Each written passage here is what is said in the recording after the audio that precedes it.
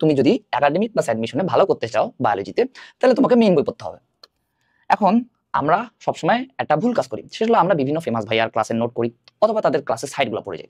তো একটা জিনিস খেয়াল রাখবো সবসময়, যারা আমাদের একাডেমিকে অর্থাৎ এইচএসসির প্রশ্ন করে যেসব স্যারেরা, আবার যারা আমাদের অ্যাডমিশনের প্রশ্ন করেন, তারা কিন্তু কখনোই কোনো ভাইয়ার ক্লাসের স্লাইড বা কোনো ভাইয়ার ক্লাসের নোট থেকে কিন্তু প্রশ্ন করে না। তারা কোথা থেকে প্রশ্ন করে? যে কোনো একটা মেইন বই নিয়ে তারা বসে যান, ওখান থেকেই কিন্তু তারা প্রশ্নটা করে। এখন কথাটা হচ্ছে যে তুমি যদি আমার অ্যাডমিশন প্লাস একাডেমিক এমসিকিউতে ভালো করতে চাও বায়োলজিতে, তাহলে তোমাকে কি করতে হবে? মেইন বই পড়তে হবে। কোন মেইন বই পড়বা? যে কোনো একটা মেইন বই পড়লেই হয়। বাংলাদেশের সব থেকে বেশি প্রচলিত কি? একটা হলো আজমল স্যারের সেকেন্ড পেপার, হাসান স্যারের ফার্স্ট পেপার। তুমি যদি এগুলো পড়ে থাকো তাহলে মোর দেন এনাফ। এখন এখানে একটা কিন্তু আছে। কিন্তুটা হলো যে আমি তোমাকে বললাম না যে সবসময় আমাদের যে স্যারেরা আছে তারা সবসময় যে কোনো একটা বই নিয়ে বসেন। বেশিরভাগ ক্ষেত্রেই ওনারা ভার্সিটি যারা কোশ্চেন করেন অথবা যারা হলো আমাদের এইচএসসি প্রশ্ন করেন, তারা আজমল স্যার এবং হাসান স্যার নিয়ে বসে যায়।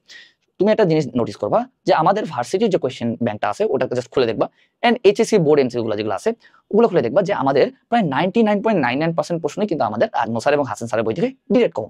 সো তুমি যদি ভার্সিটি এবং একাডেমিকের এমসিকিউ যদি খুব ভালো প্রিপারেশন নিতে চাও, তাহলে তোমার আজমল স্যার এবং হাসান স্যার বই পড়ায় মোর দেন এনাফ।